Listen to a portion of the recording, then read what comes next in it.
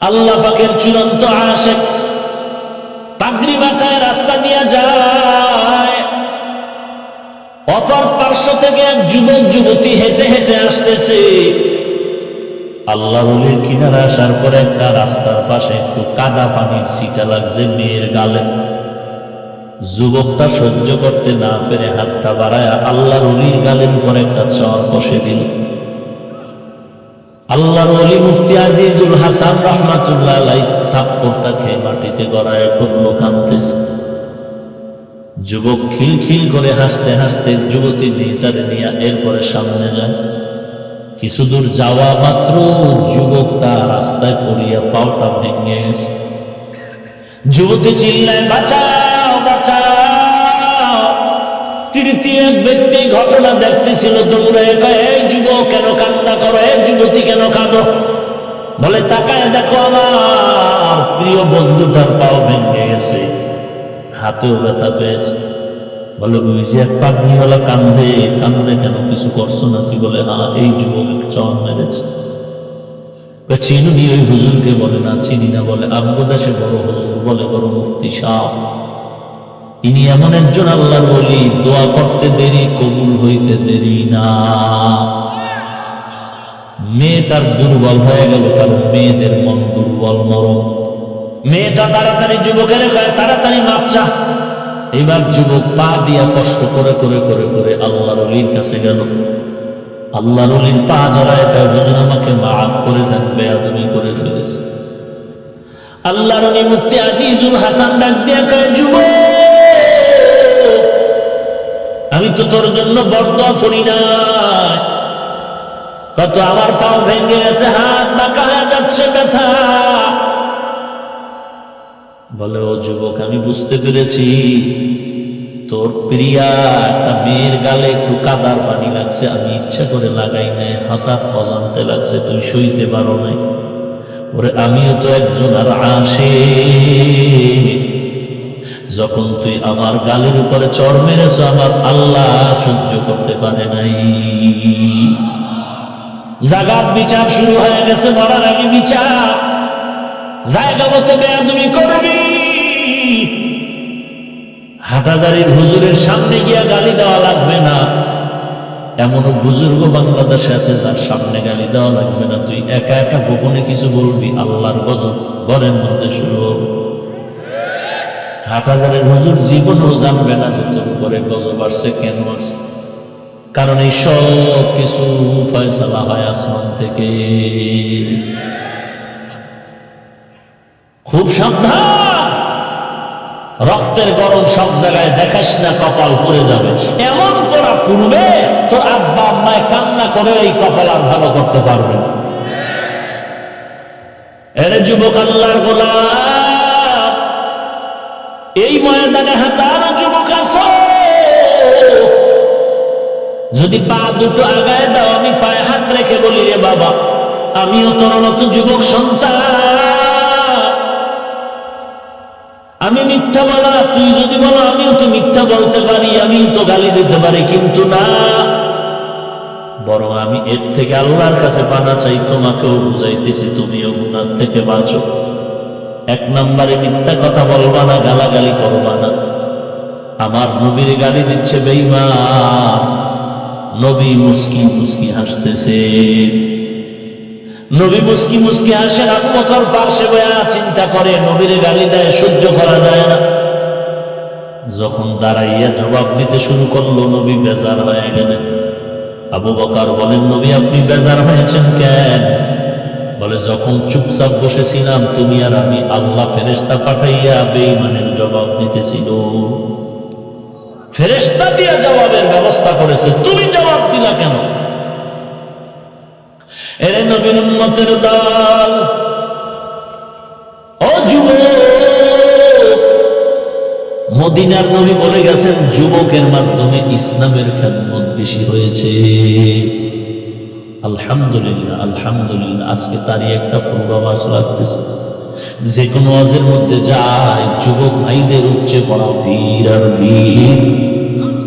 জোহরের নামাজের পরে বয়ান, সেদিন ঢাকা সকাল 10টায় বয়ান করলাম, আমি নিজেও হতবাক, এত যুবক, এত যুবক, এত যুবক, এত যুবক, দাঁড়ানোর জায়গা নাই, যেখানে যাই সেখানে যুবকের আওয়াজ। মনে হয় জানো বেশি দিন বাকি নাই, ইসলামের বিজয়ের পতাকা উড়বে ইনশাআল্লাহ। বেঈমানেরা পালানোর জায়গা পাবে না।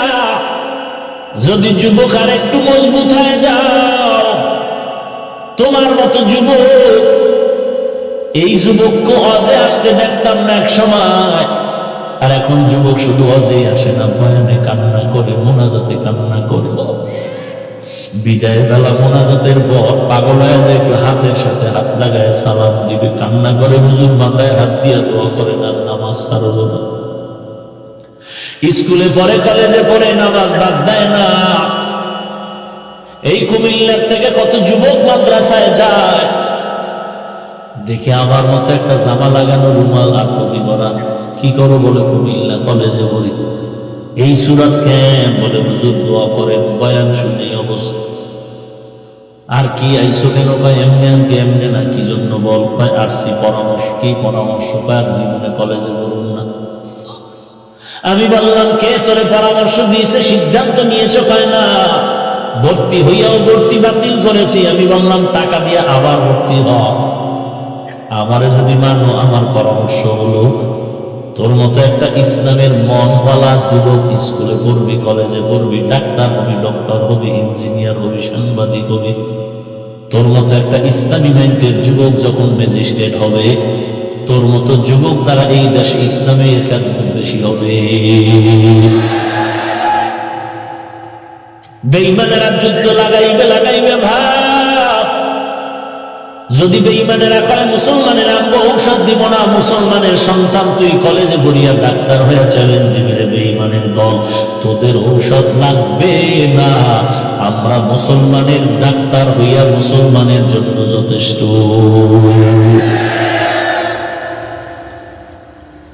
বলে হুজুর আমি তুই ইসলাম সম্পর্কে জানতে চাই। আমি বললাম তুই কলেজে পড়, আর ফাঁকে ফাঁকে একজন ইমাম সাহেবের কাছে গিয়ে আগে কোরআন শরীফটা শিখ। ফজরের পরে 1 ঘন্টা, না হয় এশার নামাজের পরে 1 ঘন্টা সময় দিবি। কোরআন শরীফটা যখন শিখা শেষ হবে, তারপরে আবার আসবি, কি করবি, আবার পরামর্শ দিব। যুবকগুলো আলহামদুলিল্লাহ পরামর্শ মতো চলতেছে। হ্যাঁ যুবক, তুমি যেই কলেজে পড়ো তাকায় দেখো কত যুবক তোমার ক্লাসে আছে, কলেজে আছে, 1 ওয়াক্ত নামাজ বাদ দেয় না। তুমি কত পার্কে ঘুরো, যুবক বলে আমার মন চায় না, আমার অসুস্থতা লাগতেছে, বাড়ি জরুরত, কোনো না কোনো একটা অজুহাত দিয়ে গুনাহ থেকে বাঁচতেছে। তুমি কিন্তু গুনাহ করতেছো। আল্লাহর কাছে তওবা করো, তওবা করো। এক সময় কিন্তু আর তওবা করারও সুযোগ পাবি না যুবক। হঠাৎ করে যাবি রাস্তায়, এক জায়গায় মোনাজাত দিতেছি, হঠাৎ করে কানে কানে বলতেছে দোয়া করেন। একদল ওয়াজে আসার সময় অ্যাক্সিডেন্ট হয়, এক যুবক মারা গেছে। আর এক জায়গায় মোনাজাতের আগে খবর শুনলাম, বলে যে বয়ানের পরে অমুক দিন অমুক জায়গায় যাওয়ার পথে বয়ান করিয়া একদল যুবক অ্যাক্সিডেন্ট হয়ে মরে গেছে। হ্যাঁ যুবক, এই জায়গায় যে বসছো দাঁড়ানোর গ্যারান্টি নাই, দাঁড়াইছো ঘর পর্যন্ত যাওয়ার গ্যারান্টি নাই। আছে গ্যারান্টি? অতএব আমি বললাম আর কত ছোট হইলে তুই আমারে মানবি বল। আমি তোর পায়ে ধরছি, পা আগায় আমি পায়ে ধরে বলি। যদি বলো হুজুর আসেন আপনি নিচে নাইমা পায়ে হাত দেন, বল, আমি নিচে নেমে পায়ে হাত দিয়ে বলবো আমি আল্লাহর কসম করে বলছি রে বাবা, আমি কলিজাটা দিয়ে তোরে মহব্বত করি, এই জন্য বলতেছি। যে যারে বেশি মহব্বত করে সে তারে কখনো অন্যায় পথে যাইতে দেয় না, সে তারে যত পারে নিজের কাছে রাখতে চায়। আমি তোর পায়ে হাত দিতে রাজি, মনে কোনো কষ্ট নিস না রে ভাই। আমার আল্লাহ সাক্ষী হয়ে আছে, মিথ্যা না রে বাবা। যদি বলো পায়ে ধরনে আর নামাজ ছাড়বি না, আর মা বাবারে কষ্ট দিবি না, আর নবীর তরিকার বাইরে চলবি না, জবান দ্বারা মিথ্যা বলবি না, জবান দ্বারা কাউকে গালি দিবি না। যুবক, এই জবানটারে হেফাজত করার জন্য যদি পাও ধরতে বলো, আমি পায়ে ধরতে রাজি। আমি যে একেবারে সুফি সাত দরবেশ হয়ে গেছে, আমি যে গুনাহ করি না, ব্যাপারটা এমন না। বরং এখানে যত বান্দা বসে আছে চোখ দুইটা বন্ধ করে তাকাইলে মনে হয় যেন এই ময়দানে সবার থেকে বড় গুনাহগার আমার থেকে আর কেউ নেই। আমার গুনার খবর যদি এই এলাকার মানুষ জানতো, এতক্ষণ বৈশাখে আমার বয়ান শুনতো না। শুধু তাই না, আমার কলিজার টুকরা মা আব্বা জান যদি আমার গুনার খবর জানতো, আমার এক পরিচয় দিতেন। আল্লাহ বলেন, তোর বাবাও জানে না, মাও জানে না, আমি তো জানি তুই কোন জায়গায় কোন দিন কি অন্যায় করছো। আমারটাও আল্লাহ যেমন জানে। যুবক, তুমি যেদিন যেখানে অন্যায় করছো আল্লাহ জানেনি, আল্লাহ জানেন। আল্লাহ বলেন, দেখ আমি আল্লাহ রাগ করিয়া পানিও বন্ধ করি নাই, বাতাসও বন্ধ করি নাই, আমি আল্লাহ সূর্যের আলো বন্ধ করি নাই। আমি যদি তোর মায়ের মতো স্বার্থপর হইতাম, যেই বেঈমানি আর গাদ্দারি করেছ, আমি আল্লাহ এক ঢোক পানিও পান করতে দিতাম না। এরে যুবক, আল্লাহর গোলাম কি নিয়ে কবরে যাবি? মা বাবার সামনে সন্তানের লাশ, সন্তানের সামনে মা বাবার লাশ পড়ে থাকে। এরে আল্লাহর বান্দা, কোন কামারের দোকানের কিনারায় গেলে ওখানে আগুনের ধোঁয়া তোমার গায়ে লাগবে, আর আতরের দোকানের কিনারায় গেলে ওখানে নাকের সাথে তোমার আতরের ঘ্রাণ লেগে যাবে। আল্লাহওয়ালা বান্দা, নেক আমলওয়ালা বান্দার সাথে যদি বন্ধুত্ব রাখো, একদিন তুই খারাপ মানুষটাও ভালো হয়ে যাবে। এজন্য যারা মিথ্যা কথা বলে, মিথ্যা চাপাবাজি করে, এদের সাথে বন্ধুত্ব করা যাবে না, এরা ধোঁকাবাজ। আল্লাহ বলেন, মিথ্যাবাদীর জন্য ওয়াইল নামক জাহান্নাম বড় মারাত্মক। আল্লাহর নবী বলেন, ইয়াকুম ওয়াল কিয, সাবধান মিথ্যাবাদীর দল। মিথ্যা তোমাকে জাহান্নামের পথের দিকে নিয়ে যায়। ফাইন্নাল কিযবা ইয়াহদি ইলাল ফুজুর, মিথ্যা কথা যারা বলবে এদেরকে খারাপিয়তের দিকে নিয়ে যাবে, গুনাহের চরম সীমায়। ফাইন্নাল ফুজুরা ইয়াহদি ইলান নার, আর এই গুনাহগারদেরকে আস্তে আস্তে জাহান্নামের রাস্তার দিকে নিয়ে যাবে। এক নম্বরে জবান দ্বারা মিথ্যা কথা বলবা না, মিথ্যা সাক্ষী দিবা না, মিথ্যা কসম খাইবা না, এবং খবরদার মিথ্যা যারা বলে তাদেরকেও বন্ধু বানাইবা না, তাদের থেকে দূরে থাকবা। ফেরেশতারাও মিথ্যাবাদীর থেকে দূরে থাকে। মিথ্যাবাদী জাহান্নামে তো যাবেই, দুনিয়াতেই যে কি সাজা। মিথ্যা কথা বইলা বইলা সরকার একটা চুরি করছে, বাঁচতে পারে না, ধরা পড়ছে, জেলখানার আসামি। রাজশাহী গিয়ে ট্রাক ভরে ভরে আম আনছে, লিচু আনছে, 100 লিচু কইয়া 30টা 20টা কম দিয়ে বিক্রি করে দিছে। মনে করছে কেউ ধরতে পারবে না। একদিন কালা পোশাক কলারা ধরলেই বাড়ি দিয়ে কয় 2 লাখ টাকা জরিমানা, জেলখানায় থাকবি 1 সপ্তাহ মেহমান। লাভ করলি 1.5 লাখ জরিমানা, 2 লাখ বেতের বাড়ি বোনাস, জেলখানা বোনাস। মিথ্যার শাস্তি। মিথ্যা কথা বলিয়া মানুষের ধোকা দিয়া টাকার কামাই করে ডানে বামে সরকারের ধোকা দিয়া বিল্ডিং করছো 5 তলা। দুদকের নোটিশ এসে কয় অবৈধ বিল্ডিং তাড়াতাড়ি ভাঙ, জেলখানায় যেতে হবে। আল্লাহ কয়, দেখ দুনিয়ার মধ্যে মিথ্যার কি অশাস্তি আর অশান্তি।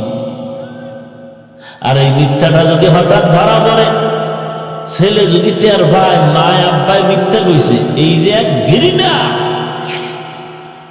এটা 10 মণ গাভীর দুধ দিয়া গোসল করাইলো, ভিতরের ঘৃণা আর যাবে না। ও আজীবন মনে রাখবে যে মা আমাকে একটা ধোঁকা দিছিল, মিথ্যা কথা বলে। মিথ্যা এমন একটা মহাপাপ, কোন বেঈমানও মিথ্যা পছন্দ করে না। স্বামী মিথ্যা বলবে, স্ত্রী পছন্দ করে না, স্ত্রী মিথ্যা বলবে, স্বামী পছন্দ করে না।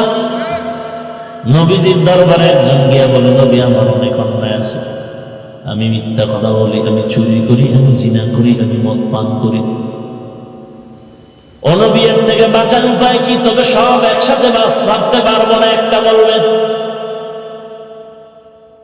কেউ কষ্ট হইতেছে নি? ঘুমা অনবী আমি জিনাও করি, মদ পান করি, চুরিও করি, মিথ্যা বলি, সব ছাড়া যাবে না, একটা ছাড়তে পারবো, বলেন কোনটা ছাড়ো? নবী কয় মিথ্যা ছাড়ো। খুশি কি? খুশিতে বাড়ি যায় আজকে চুরি করবো, বরকতের চুরি। কারণ নবী আমাকে চুরি নিষেধ করে নাই, জেনা নিষেধ করে নাই, মদ পান করতে নিষেধ করে নাই, শুধু বলছে মিথ্যা কথা বলা যাবে না, তো চুরি আজকে বরকতের চুরি হবে। বাড়িতে গিয়া যখন রাতের বেলা চিন্তা করলো চুরি করতে যাব, হঠাৎ দিনের মধ্যে দাগ কাটলো। বাড়িওয়ালায় যদি কালকে নবীর কাছে গিয়ে বিচার দেয় আমার ঘরের মাল চুরি হয়ে গেছে, নবী তো জানে আমি চোর, ডাক দিয়া যদি কয় তুমি চুরি করছো নি, মিথ্যা তো বলতে পারবো না, ওয়াদা করছি নবীর সাথে মিথ্যা বলবো না। এই চিন্তা করে বান্দা চুরির দরজা আটকায় দিছে, যাবে না। মদের বোতল হাতে নিচে মদ পান করবে, একই চিন্তা। নবীজি যদি জিজ্ঞাসা করে মদ পান করছো নি, তখন সত্য বলা লাগবে, মিথ্যা তো বলা যাবে না। আমি নবীর সামনে দ্বিতীয়বার অপরাধী হইয়া দাঁড়াইতে চাই না। মদ ছাড়িয়া দিল, জিনা করত, জিনাও ছাড়িয়া দিল। নবীর দরবারে গিয়ে কয় ও নবী, আপনার মতো বিশ্ব সেরা বড় ডাক্তার আর কেউ নাই, এমন একটা ঔষধ দিছেন সব রোগ ভালো হয়ে গেছে। ইমামুল আউয়ালিন আল আখিরিন বাহরে সাদকা রাহমাতাল লিল আলামিন সাইয়্যিদুল কাউনাইন খাতমুল মুরসালিন আখিরা মদবুদ ফখরুল আউয়ালিন। সেই নবীর উম্মত আমরা, সোনার বাংলায় বইয়া দুনিয়ার আকাম করি, মিথ্যাটার চাদর লাগাইছি গায়। কেমন বেহায়া, কেমন নির্লজ্জ। যদি বলি ভাই মিথ্যা বলবেন না, কয় হুজুর কি বলবো, মিথ্যা না বললে ব্যবসা চলে না। তোর ব্যবসা যদি মিথ্যা না বললে চলে না, সেই ব্যবসা কিছু পাই আর না পাই আল্লাহর কাছে এতটুকু চাই, আল্লাহ হেদায়েতের নূর সিনায় দান করেন।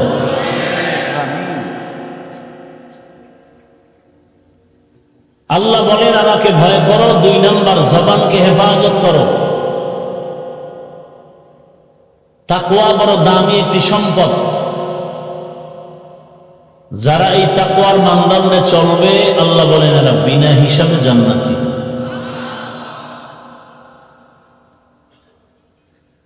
যালিকাল কিতাবু লা রাইবা ফীহি হুদাল লিল মুত্তাকিন الذين يؤمنون بالغيب ويقيمون الصلاة ومما رزقناهم ينفقون والذين يؤمنون بما أنزل إليك وما أنزل من قبلك وبالآخرة هم يوقنون أولئك على هدى من ربهم وأولئك هم المفلحون।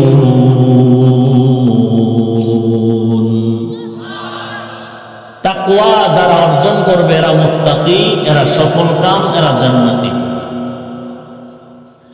ইন্না আকরামাকুম ইনদাল্লাহি আতকাকুম। আল্লাহ পাক বলেন আমার কাছে দামি ওই ব্যক্তি যার মধ্যে থাকবে তাকওয়া। তাকওয়া মানে আল্লাহর ভয়। আল্লাহর ভয় যতক্ষণ বান্দা অন্তরে জমা করে রাখবে ততক্ষণ গুনাহ করতে পারবে না। এই তাকওয়ার এত দাম, এত দাম। আর এই তাকওয়া অন্তরে যখন আসবে তখন বান্দার দ্বারা গুনাহ থেকে নিজেকে বাঁচায় রাখা বড় সহজ হয়ে যাবে। এজন্য আল্লাহ বললেন আগে আমাকে ভয় করো, এরপরে নিজের জবানটাকে হেফাজত করো। জবানকে হেফাজত করার জন্য কেন বলছেন? কারণ জবান হলো পুরা বডির একটা সেন্টার, একটা অস্ত্র। এই অস্ত্রটা ভালো জায়গায় ব্যবহার করলে কামিয়াব হয়ে যায়। এই জিহ্বা নামের অস্ত্রটাকে যদি উল্টা পথে ব্যবহার করে জিন্দেগিটা নষ্ট হয়ে যায়। জিহ্বার একটা কথার দ্বারা 1 সেকেন্ডে মানুষ ঈমানদার হয়, আবার এই জিহ্বার কথার দ্বারা 1 সেকেন্ডে মানুষ ঈমানদার থেকে বেঈমান হয়ে যায়। এই জিহ্বা এমন একটা অস্ত্র যেই পাওয়ার কানের মধ্যে নাই, চোখের মধ্যে নাই। এই জিহ্বার একটা কথার দ্বারা অন্যের মেয়েটা, অপরিচিত কন্যা তোমার বউ হয়ে যায়। এই জিহ্বা নামের একটা কথার মাধ্যমে আবার আল্লাহ না করুন তোমার আপন বউটা তালাক হয়ে যায়। এই জিহ্বার ব্যবহারের দ্বারা তোমার সুনামের পরিচয় হয়, আবার এই জবানের আওয়াজের মাধ্যমে তোমার পরিচয়টা মাটির সাথে মিশে যায়। জবানের একটা কথার দ্বারা ফাঁসির আসামি মুক্তি পায়। জবানের একটা কথার দ্বারা একটা নিরীহ মানুষ ফাঁসির মঞ্চে চলে যায়। জবানের একটা কথা দিয়া মিথ্যা সাক্ষী দিলা, একটা নিরপরাধ মানুষ অপরাধের মধ্যে জড়ায়া যায়। এজন্য প্রবাদ আছে, মানুষের মুখেই জয়, মুখেই ক্ষয়। জবানকে হেফাজত করো রে গোলাম। এটা এমন একটা অস্ত্র, টক ঝাল মিষ্টি তুমি কি খাইতেছো জিহ্বা নামের অস্ত্র বলে দেয়। একটা জিহ্বায় কত ধরনের স্বাদ গ্রহণ করে আর বলে দেয় এটা হালকা জাল, এটা বেশি জাল, এটা বেশি মিষ্টি, এটা কম। কি চমৎকার!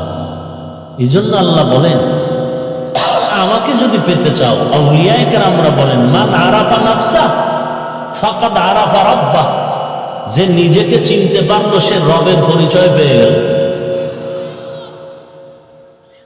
আল্লাহ বলেন, আমাকে চিনো না, নিজেরে একটু খোঁজ ভালো করে, নিজেরে নিয়ে গবেষণা কর। ওয়াফি আনফুসিকুম আফালা তুবসিরুন, নিজের মধ্যে খেয়াল করো, দেখো আমাকে কেন দেখো না। নিজের নিয়ে ভাব, এই যে কণ্ঠনানের আওয়াজ, জিহ্বা দাঁড়ায় নাড়ায় নাড়ায় যে কত কথা বললাম। মাইক চলতেছে 1 ঘন্টা 2 ঘন্টা 5 ঘন্টা, ফ্যানের বাতাস দিয়ে মেশিনটা ঠান্ডা করতে হয়, না হয় গরম হয়ে যাবে, মেশিন আগুন লেগে সব পুড়িয়ে যাবে। 1 দিন 2 দিন 1 বছর 3 বছর 5 বছর পর মেশিন পাল্টাও পুরানো হয়ে গেছে। কিন্তু জিহ্বা নামের অস্ত্রটা যে আল্লাহ বানায় দিলেন 30 40 60 70 বছর পর্যন্ত, এই জিহ্বা নামের মেশিনটা দিয়া যে কত হাজার কোটি কথা সাপ্লাই দিলা, একবারও জিহ্বাটা ব্যথাও করে না। গাল ব্যথা করে, জিহ্বা ব্যথা করে না। এই কথাগুলো কোন মেশিনে সাপ্লাই হয়, মেশিনটা কে বানাইলেন, এই মেশিনের তৈল পেট্রোল অকটেন কে দেয়, একটু চিন্তা কর। এরে নবীর উম্মতের দল, তোর মতো বহু নবীর উম্মত আছে, জিহ্বা নাড়ায় নাড়াইয়া অনেক জিনিস খায়, কিন্তু কথার আওয়াজ নাই। আল্লাহ তোমারে কথার আওয়াজ দিলেন, শুধু তাই না, আওয়াজের মধ্যে আবার মধু লাগায় দিলেন। তুমি যখন তেলাওয়াত করো আর বয়ান করো, হাজার হাজার মানুষ তোমার পাগল হয়ে থাকে। এটা তোর বাবার কোনো শক্তি না, এই দেওয়া সব হলো আমি আল্লাহ তাআলার কুদরত। हकीकत से तो दुनिया बेखबर है, दुनिया की नुमाइश पर नजर है। नमी गुयम के अज दुनिया जुदा बाश, बाहर कारे के बाशी बा खुदा बा। আসল হাকিকত থেকে বান্দা তুমি অনেক দূরে সরে আছো। আল্লাহকে তুমি এখনো চিনো না। কেন? বলে তুই নিজেরই চেনো না। একজন গাই বেটা আমাকে চিনো, আমি কে? একজন খাঁটি ব্যক্তি, চিনি, তুই না পাপ পানি। তুই তো একটা নাপাক পানি, চিনি না মানে? তোর কোনো অস্তিত্বই ছিল না, তোর তো আমি গোড়াতে চিনি। তুই একটা নাপাক পানি, যেই পানিটা হাতে লাগলে সাবান দিয়ে না ধুইলে তৃপ্তি পাওয়া যায় না। তুই বাহাদুরি করো কেন? তুই একটা নাপাক পানির তৈরি গোলাম। আরে সন্তান, তোরে আমি চিনি, তুই তো হাঁটতে পারতি না। দুনিয়াতে আসার পরে আব্বু আম্মু বলে ডাকতে পারতি না, কথা বলতে পারতি না। নিজের পায়খানা নিজের হাতে তুই খেয়েছ, তোরে চিনি না মানি? নিজে প্রস্রাব করে নিজের হাতে নিজের শরীরে লাগিয়েছ, তোরে চিনি না মানি? অহংকারী করার কোনো সুযোগ নাই। আরে গোলাম, নিজেকে ভালো করে চিনো। ওই থেকে আল্লাহ আজকে আমাকে কত সুন্দর সম্মানের জায়গায় বসায় দিলেন। যেই বাচ্চা আমি একসময় হাঁটতে পারি না, কথা বলতে পারতাম না, আব্বু কয়ে ডাকতে পারতাম না, আমার খানা দরকার বলতে পারতাম না, আমার শুধু একটা পুঁজি ছিল কান্নার আওয়াজ। শুধু কান্নার আওয়াজ দিয়া মা আমাকে খানা দিত। কান্নার আওয়াজ শুনলেই মা আমার ঘুমের ব্যবস্থা করতো। মা বুঝতে পারতো কান্নায় কি চাই। আব্বাও বুঝতে পারে না যে আমার কান্নার দ্বারা আমি কি চাই, আমার মা বুঝে। আজ আমি কত দামি হয়ে গেলাম। আজ আমি নামাজের ইমাম, হাজার হাজার মুসল্লি আমার পেছনে নামাজ পড়ে। কিন্তু একসময় আমি এমন মূর্খ ছিলাম, নামাজের নিয়ম কানুন জানতাম না, কোরআন জানতাম না। আস্তে আস্তে শিখলাম। আল্লাহ কয়, বান্দা তোরে আমি আস্তে আস্তে বড় সম্মানের জায়গায় ঢুকায় দিলাম। তোর কথা বলার শক্তি দিলাম, আওয়াজের মধ্যে আবার মজা লাগায় দিলাম। বান্দা তুই একটা সেজদা দিয়ে যদি কিয়ামত পর্যন্ত কাটায় দাও, তোর নিয়ামতের শুকর আদায় করে শেষ করতে পারবি না। তা কিয়ামত গর্বগুয়াম জিকানা সব কিয়ামত বাবুজারে দিনা তামা। এরে নবীর উম্মতের দল, বাহাদুরি করিস না। তোর গোড়া কিন্তু দুর্বল। বাহাদুরি করিস না, তোর স্থায়িত্ব নাই। আমি আজকে নাইয়ের থেকে আবার জন্ম নিলাম, এখন হইলাম। এই যৌবন কিন্তু চিরদিন থাকবে না রে যুবক। রক্তের গরম দেখাস না, রক্তের গরম চিরদিন থাকে না। নমরুদ, হামান, সাদ্দাত, কারুন, ফিরাউন কম বাহাদুরি করে না। তাদের থেকে বড় বাহাদুর তো জমিনের মধ্যে এখন কেউ নাই। যেই নমরুদ এত বড় বেঈমান যে আল্লাহকেই মেরে ফেলার জন্য রেডি হয়ে গেল। সেই নমরুদরে আল্লাহ ধ্বংস করার জন্য কোনো বাহিনী লাগে না, একটা অসুস্থ মশা।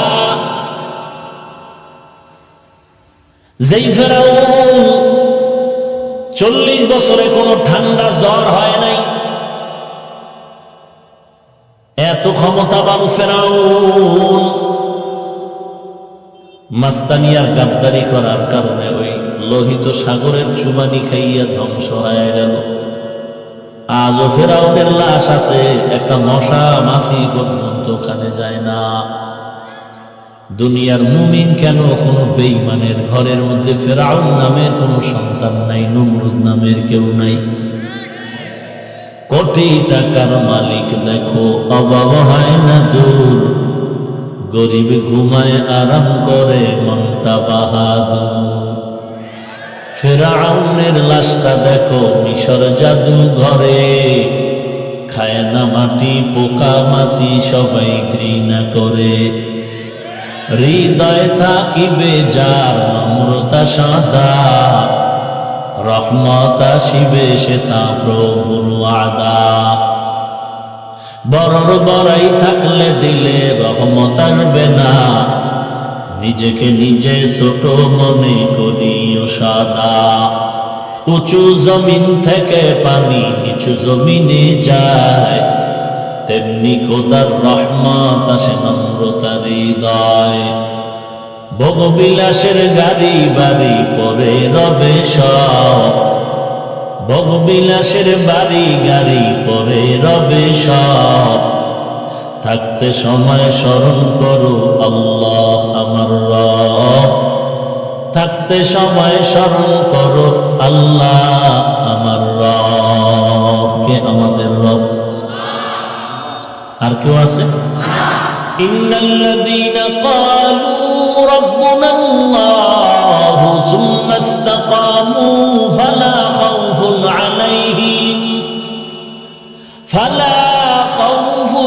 আলাইহিম ওয়ালা হুম ইয়াহজানুন।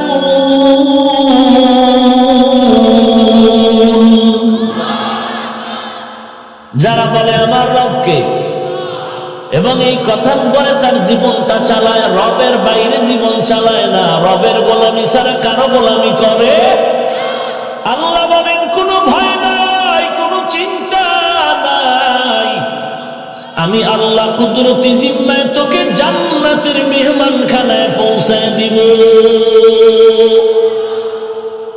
আল্লাহ হেদায়েতের দৌলত আমাদেরকে দান করুন। এই কথাগুলো আপনাদের বলতেছি এখান থেকে জাহান্নামে পাঠাবার নিয়তে। একমাত্র আমিও জান্নাতে যেতে চাই, আপনাদেরকেও জান্নাতে নেওয়ার পরামর্শ দিতে আসি, আর কিচ্ছু না। কাউকে একবারও আমি বলি না, বলবো না যে সবাই হুজুর হয়ে যান, সবাই পাগড়ি লাগান, দাওয়াত তাবলীগে জীবন চিল্লা লাগায় দেন, বলবো না, একবারও বলবো না। মাদ্রাসায় পড়েন, না হয় ধ্বংস হয়ে যাবেন, একবারও বলবো না। টোটাল বয়ানের আমার কথা থাকবে, স্কুলে পড়েন, কলেজে পড়েন, চাকরি করেন, ব্যবসা করেন, ডাক্তার, প্রফেসর, ইঞ্জিনিয়ার হন, ওসি, ডিসি, এসপি হন, আল্লাহর মোহাব্বত নিয়ে ওখানে থেকেই জান্নাতের পথে আগায় যান। এটা কেমনে আগাবেন সেই পরামর্শ দেওয়াই আমার বয়ানের মূল উদ্দেশ্য।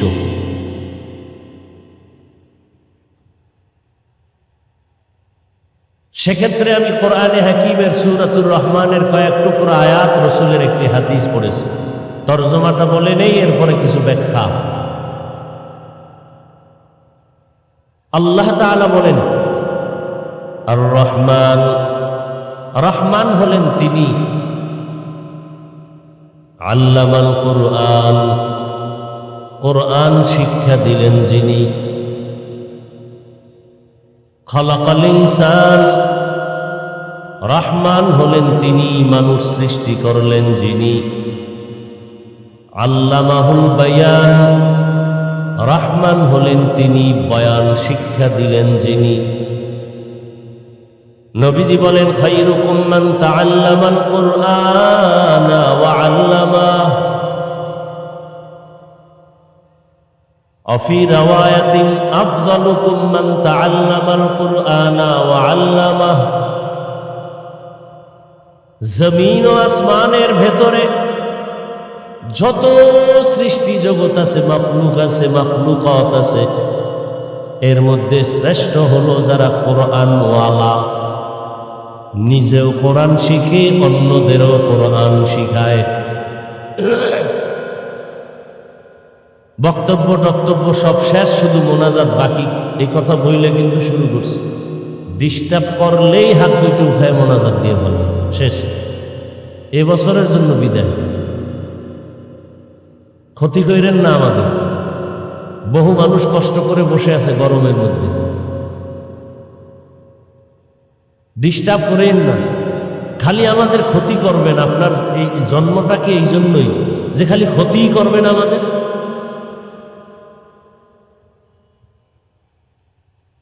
দীর্ঘ টাইম বসার অভ্যাস না থাকলে ঢুকেন কেন এই প্যান্ডেল? আপনার জন্য তো কমিটি বহু দূরে মাইক লেগেছে, এই ব্যারামওয়ালাদের জন্যই তো বাইরে মাইক। ওরা ওখানে গিয়ে বিড়ি টানবে, আরো নাচানাচি করবো, যা করবে, বয়ানও শুনবে, খাও। এখানে ঢুকে কেন ডিস্টার্ব? এই প্যান্ডেলটার মর্যাদা কত জানেন আপনি? এখানে একটু আগে বলছি, বসার সাথে সাথে সবার গুনাহ মাফ হয়ে গেছে। একটা মাসআলাও যদি শিখতে পারেন 100 নফল নামাজের সওয়াব আল্লাহ দিয়ে দেবে। অনেকগুলো মাসআলা ইসলামের বিষয় শিখতে পারলে 1000 রাকাত নফল নামাজের সওয়াব পেয়ে যাবে। তওবা করে মোনাজাত দিয়া বিদায় হলে নিষ্পাপ বাচ্চার মতো বেগুনাহ হয়ে বাড়ি যাবে। সুবহানাল্লাহ। না সারাদিন আকাম করবে, মিথ্যা বলবে, গীবত করবে, বিড়ি টানবে, সুবহানাল্লাহ আসবে কেমনে এই জবান? অথচ যতবার বলবেন সুবহানাল্লাহ, জান্নাতে একটা গাছ হবে একবার বলবেন। আরো আস্তে করে বলেন, আমি জান্নাত পাইলেই সারবো, আমার গাছ দরকার নেই। অতি চালাক কিছু আছে না, কয় এত সওয়াব রাখবো কই, অথচ সওয়াবের কামই করে না।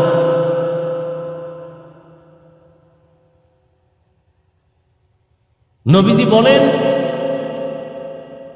পৃথিবীতে একমাত্র শ্রেষ্ঠ ওই ব্যক্তি যে কোরআন শিখে অন্যকে শিখায়। এটার কয়েকটা কাইফিয়াত আছে, ধরন আছে। যেমন মাদ্রাসায় ছাত্রদেরকে শিক্ষকরা পড়ায় আলিফ বা তা, এটা হলো ডাইরেক্ট কোরআন শিখানো। এটাও এই হাদিসের মেজদাক, শ্রেষ্ঠ তারা।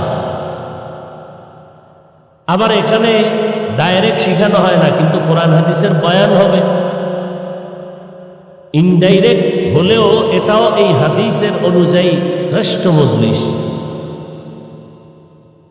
আবার কোরআন শিখার আগে আমরা উর্দু, ফার্সি এগুলো পড়ি, এলমে নাহবু, এলমে সারফ, ফাসাহাত, বালাগাত পড়ি, কোরআন বুঝার উদ্দেশ্যকে সামনে রেখে। এ কারণে এতেও সওয়াব। কেমন সওয়াব? এই তালিবুল ইলম যারা আল্লাহকে চিনার জন্য কোরআন হাদিস গবেষণা করে, শিখার জন্য আপনারাও আসছেন। গর্তের পিপিলিকা আপনাদের জন্য, আমাদের জন্য দোয়া করে, এমনকি হাত্তাল হাইতানু ফিল মা, পানির মধ্যে যত প্রাণী তারাও আমাদের জন্য দোয়া করে। নবীজি বলেন, যখন আপনারা ঘর থেকে আসছেন, প্রত্যেকের সাথে আল্লাহ 70,000 রহমতের ফেরেশতাকে কাফেলা বানায় দিয়েছেন। কতক্ষণ? বলে এখান থেকে বাসায় যাওয়া পর্যন্ত। কাজ কি তাদের? আপনাদের আমাদের জন্য শুধু দোয়া করব। আরো মজার কথা, এখানে যে একটা প্যান্ডেল মজলিস, ফেরেশতারা দেখে যেমন খুশি, ঠিক এমন একটা মজলিস আল্লাহ নিজে বক্তা হইয়া ফেরেশতাদেরকে শ্রোতা বানায়া আরশে আজিমে এরকম এক মজলিস মিলাইয়া রাখছে। আবারও আসতে আল্লাহ বলেন, ফেরেশতারা সমাজসেবা ফাউন্ডেশনের মাঠ, কারা ওখানে? বলে তোমার বান্দা। কি চায়? আপনাকে চায়। বলে আমাকে দেখছে? বলে না। যদি দেখতো, হাদিস, কত জীবনটা দিয়ে ফেলতো। আর কি চায়? বলে জান্নাত। দেখছে না, দেখলে পাগল হয়ে যেত। আর কি চায়? বলে জাহান্নাম থেকে মুক্তি চায়। জাহান্নাম দেখছে? না। যদি দেখতো, জীবনের বিনিময়ে পালায়ন করত। আল্লাহ বলেন, সাক্ষী থাকো, আমাকে না দেখে ভালোবাসা নিয়ে আসছে, আরামের ঘুম নষ্ট করে প্রত্যেকের জীবনের সব গুনাহ আমি মাফ করে দেব। ফেরেশতারা কয়, এমন কিছু মানুষ আছে এরা তামসা দেখতে আসে, ওয়াজ শুনতে আসে না। এগো কি করবা? তাই এগো মাফ করে দিল। ইয়া ইলাহি তু মেরা মাবুদ হ্যায়, या इलाही तू मेरा माशूक है, या इलाही मुझसे मुझको दूर कर, ताकि देखो मुझ में तुझको एक नजर। এত দামি এক মজলিসে আল্লাহ আমাদের কবুল করলেন। দুনিয়াতে এরকম কত সমাবেশ, কিন্তু এই সমাবেশটার এত দাম কেন? এমপি সাহেবের সমাবেশের এত মূল্য নাই, অথচ দেখেন সেখানে কত আয়োজন। র্যাব, আর্মি, পুলিশ দিয়া পুরো মাঠ নিয়ন্ত্রণ করে। এমপি সাহেব নাস্তার আয়োজন করে, মানুষগুলোকে সমবেত করার জন্য কত গাড়ি ফ্রি দেয়, ভাড়া লাগে না। আবার বসার জন্য ভিআইপি চেয়ার দেয় সুন্দর, আর এখানে বসার কোনো বিছানাও নাই, কেউ দাঁড়ায় দাঁড়ায় শুনে, খানার কোনো আয়োজনও নাই, ভাড়া টাকাও কেউ দেয় নাই। আপনারা নিজেরা পায়ে হেঁটে বা ভাড়া দিয়ে আসছেন, নিয়ন্ত্রণের জন্য কোনো প্রশাসন নাই। এত নিম্নের বিছানায় মাটির উপর আপনারা বসছেন আল্লাহর কাছে, এটার এত দাম, সারা দুনিয়াতে এরম দামি আর কোনো মজলিস হতে পারে না। আতিনা ফি দারে দুনিয়া না হাসান, আতিনা ফি দারে উকবা না হাসান, ইয়া গিয়াসাল মুস্তাগীসিন ইহদিনা লফতিখারা বিল উলুমে ওয়াল গিনা। হর গরিদে नेको तू तैयार है, जो न मांगे उससे तू बेजार है।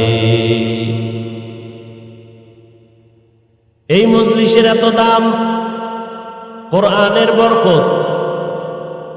আমি হাফিজুর রহমানের এত দাম বাবার কারণে নয়, কিসের বরকত? কোরআন। এলাকায় এত বিল্ডিং, কোন ঘরের এত দাম নাই কোরআনওয়ালা। টিনের ঘরের যেই দাম, চেয়ারে বসছি দামি চেয়ার, এত দামি বলে না, নরমাল কাঠের কোরআনের সাথে লাগা রেহালের দামের থেকে বেশি। দামি জামার কাপড় দিয়া জামা পরলাম, এত দাম, কিন্তু এটা পায়ে লাগাই। কিন্তু নরমাল কাপড় দিয়া কোরআনের গিলাপ বানায়, এটা কেউ পায়ে লাগায় না। এটার এত দাম, শুধু আমার মাওলার মুহাব্বতের কথা ওখানে আছে। আল্লাহর কোরআনের বরকতে মজলিসের বড় দাম। কোরআনের বরকতে আমাদের অনেক দাম। কি আমাদের সম্মান টাকার কারণে না, ক্ষমতার কারণে না, নেতার কারণে না। আমাদের সম্মান আল্লাহর কোরআন, পয়গম্বরের আদর্শ, সুন্নতের কারণে। আর আপনাদের সম্মান টাকার কারণে, ক্ষমতার কারণে, নেতার কারণে। এজন্য টাকা নাই, সম্মান নাই, নেতা নাই, সম্মান নাই, ক্ষমতা নাই, জুতার বাড়ি, কথা বলে না। আর আমগো সম্মান, টুপি আছে, দাড়ি আছে, মদিনার আদর্শ আছে, সম্মান বলেন না, সত্য কথাটা বলেন। কেমন সম্মান? 10 বছর আগে এমপি সাহেব সালাম দিয়ে কয়, হুজুর দোয়া করবেন। নতুন এমপি সাহেব টেলিফোন করে দোয়া চায়, হুজুর দোয়া করবেন। এটা টাকা দিয়ে কিনছি, হ্যাঁ? আর আপনারা টাকা দিয়ে কিনেন না? ভোটের আগের রাতে পায়খানা খাইছেন না? ভুলে গেছি, খান নাই? টাটকা হাজি ভোটের আগের রাতে ছাড়ে নাই, ওই বরকত তাহাজ্জুদের টাইমের হাদিয়া। হ্যাঁ, পীর সাহেবের মুরিদও ছাড়ে নাই।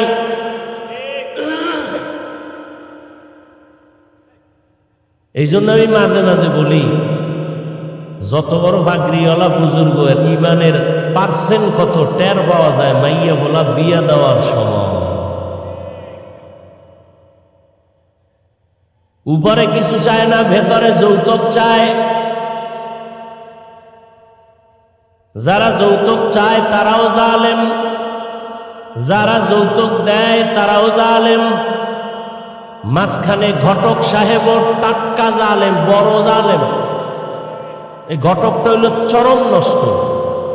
এটারে আবার উকিল বাপ বানায়, মানে আকামের যত দোকানদারি আছে সব এনে আছে, উকিল বাপ।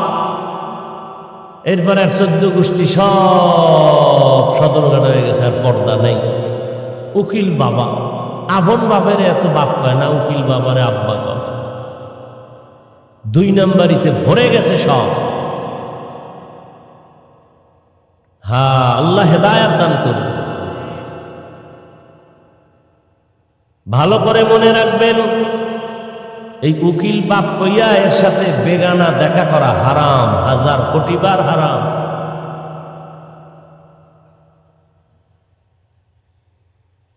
পর্দা তো নাই, পর্দার বয়ানও নেই। আমি হুজুরেই পর্দা না করলে আর বয়ান করবে কি? বড় কঠিন হালাত।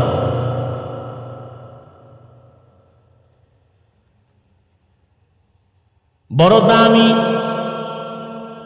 আমরা আগেও যেমন ছিলাম এখনো তেমন আছি, ইনশাআল্লাহ সামনেও এমন থাকবো। কারণ আমাদের কোনো ভয় নাই। কি কিছু চোরারা ভাবছিল আওয়ামী লীগ নাই, হুজুরগো কি উপায় হবে, ভাবছিল না? অগো দফা ঠান্ডা হয়ে গেছে, আমাকে কিছুই হয়নি। ওরা আগেও চোর এখনো চোর। আমরা আগেও বাদশা এখনো বাদশা, আলহামদুলিল্লাহ। কিসের বরকত?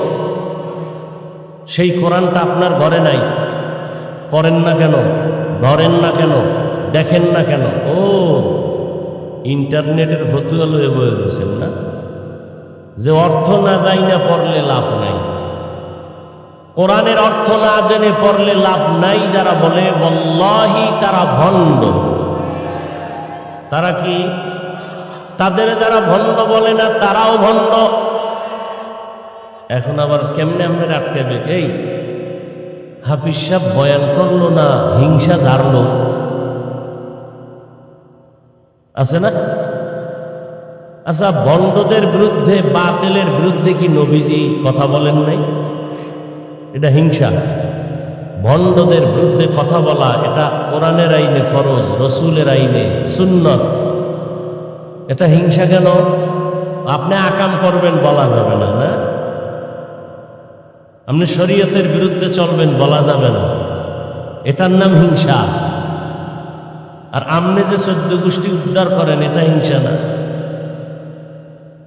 আল্লাহ হেদায়াত দান করুন। ভাইরা আমার, আল্লাহর কোরআন যারা শিখে, যারা শিখায়, শুধু এতটুকু না, এই যে আমি মাওলানা হয়া আপনাদের সামনে আসছি, উজানি মাদ্রাসায় লেখাপড়া করেছি, নাম শুনছেন উজানি? উজানি কিন্তু আপনাদের নোয়াখালীর গর্ব। কারি ইব্রাহিম কিন্তু নোয়াখালীর সন্তান। সবাই বলে কারি সাহেব, কিন্তু কত বড় আলেম, কত বড় আলেম, কত বড় আল্লামা, কত বড় ফকিহ, কত বড় আবেদ, কত বড় আরেফ। বাবার টাকা ফালাইয়া চলে গেছেন আমার মাওলাকে পাওয়ার জন্য কোরআনের ইলম শিখতে ভারতের জমিনে। কেমন আল্লাহওয়ালা! নোয়াখালীর গর্ব। অথচ নোয়াখালীর অনেক মানুষ আল্লাহওয়ালা পছন্দ করে না, পীর আউলিয়া পছন্দ করে না। আমি বলি আল্লাহর কসম, যারা বলে আমরা ওলিয়া উলিয়া মানি না, তারা কোরআন মানে না, বুখারী শরীফ মানে না, তারা ভণ্ড। তাদের যারা ভণ্ড বলবে না, তারাও ভণ্ড। ইলমেরা এজাজ করদন বেহিসাব, খলকেরা দাদন জওয়াবে বাসওয়া, হক না দারত দুস্তে খলকা জারেরা, মিসলে ই খসলত একে দিনদারেরা। রাগ করেননি আমাদের? আচ্ছা, আপনি করলে মনে করছেন কি আমি ভয় পাবো? হ্যাঁ, ওরে ইমাম সাহেব ভয় পাইব। ইমাম সাহেব যদি এই কথাগুলো আগামী জুমায় স্টার্ট করে, কি যদি কা হাফিজ ভাইয়ের মধ্যে একটু পিক আপ নিয়ে দেখি কি হালাত, সূর্য ডুবার পরে দেখবেন নোটিশ জারি হয়ে গেছে ইমাম সাহেব 1 মাসের ছুটি। কি গাইবি টেলিফোন আইব, গাইবি ইমাম সাহেব বলবে কেন, বলে শিয়ালের হাতে মুরগি আমানত।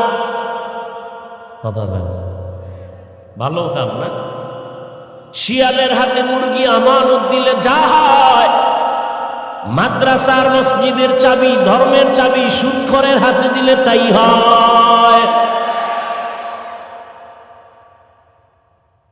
সুদখোর কত নাপাক, নামাজ কবুল হবে না, রোজা রাখলে কবুল হবে না, জিকির করলে কবুল হবে না, তেলাওয়াত করলে কবুল হবে না, হজ করলে কবুল হবে না, সুদের খাতায় যাদের নাম ওরা দান করলে সওয়াব হবে না, মাদ্রাসা বানাইলে সওয়াব পাবে না, মসজিদ বানালে সওয়াব পাবে না, মোনাজাত দিলে কবুল হবে না। কত নাপাক, তওবা না করে মরলে চিরস্থায়ী জাহান্নামী। 5-7টা সুদখোরের নাম লেখা ধান খেতে দিবেন, পোকা আসবে না ভয়। এবার বুঝেন এরা কেমন চান কফাইলেন। এগো আপনারা ঢুকাইছেন মসজিদে না, শান্তির আশা। পৃথিবীতে মসজিদের মতো পবিত্র জায়গা আর উত্তম জায়গা আছে, সেখানের দায়িত্বে কেন একজন এরকম সুদখোর আসবে? হয়েছে শিয়ালের হাতে। আল্লাহ হেদায়াত দান করুন। রাগ করেন, আমরা এই কথাগুলো আপনাদের না বললে কে বলবে বলেন তো? বলার মানুষ তো কমে যাচ্ছে দিন।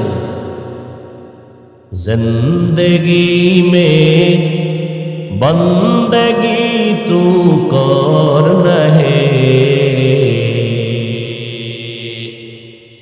जिंदगी में बंदगी तू करना है,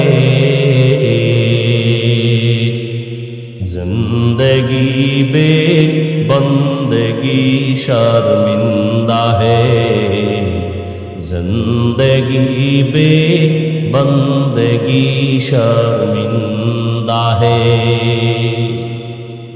दुनिया में हो दुनिया का तलबगार न हो, बाजार से गुजर हो खरीदार न हो, ये दुनिया एक मिसल कागज फूल है, ये दुनिया एक मिसल कागज फूल है, जिंदगी में बंदगी तू करना है, जिंदगी बे बंदगी शर्मिंदा है, जिंदगी बे बंदगी शर्मिंदा है, जिंदगी में बंदगी कुन बंदगी, बंदगी बे जिंदगी शर्मिंदगी। কোরআনের দাম কত? আমি বান্দা এখানে আসতে অনেক কষ্ট, সমুদ্র পাড়ি দিয়ে আসছি আপনাদের স্টাইজে। এমনও দিন গেছে এক জামা 150 টাকায় কিনে 2-2.5 বছর শুধু এক জামা পরেছিলাম। আমার বাবা 2টা জামা দিতে পারে নাই, একটা কাপড় সেলাই করে করে পরেছি। আর আজ আমি একটা জামা একদিনের বেশি গায়ে রাখি না, এক টুপি একদিনের বেশি পরি না, একটা গেঞ্জি একদিনের বেশি পরি না। বহু কষ্টের বিনিময়ে এখানে চলে আসছি। আজকে আমার বুকে লাগায়া উজানির ওস্তাদরা দোয়া করে, আর উজানির এলাকার মানুষ আমারে কিতাব কিনা দিছে। আজ দোয়া করে, হাফিজ ভাই ভুইলা গেছুনি, হাসরের দিন আমরা জান্নাতে নিবানি। রহমতের নবী বলেন, একজন আলেম হাফেজে কোরআন, ও হাফিজ ও আলেম হইয়া আল্লাহ থেকে যত সম্মানিত হবে, যত পুরস্কার পাবে, ওই হাফেজ ওই আলেমকে যারা একটু সহযোগিতা করেছে একটা জামা কিনে দিছে। মশারি কিনার টাকা নাই, শীতের মধ্যে মশায় কামড় একটা মশারি কিনে দিছে। আল্লাহ রসুল বলেন কিয়ামতের ময়দানে হাফেজ আলেমরা যেই পুরস্কার নিয়ে জান্নাতে যাবে, যারা তাদের সহযোগিতা করছে কিয়ামতের দিন তারাও তার সাথে একই পুরস্কার পেয়ে জান্নাতে যাবে।